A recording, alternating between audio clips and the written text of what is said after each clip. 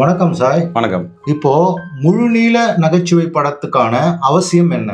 இப்போ அந்த காலத்துல என்ன இருந்தது அப்படின்னா, புராண இதிகாச திரைப்படங்கள் தான் அதிகமா வந்தது. சமூக திரைப்படங்கள் கூட அதிகமா வரல. அதனால மக்களுக்கு ஒரே மாதிரியான திரைப்படங்களை பார்த்து பார்த்து பார்த்து சலிப்படைஞ்சிட்டாங்க.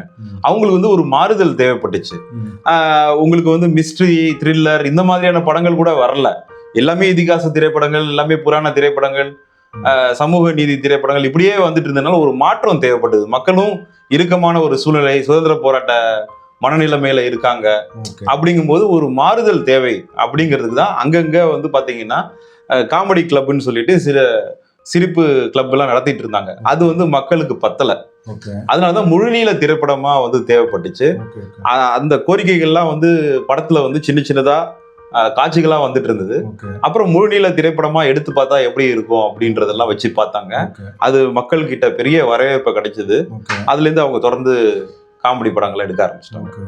நன்றி சார். நன்றி.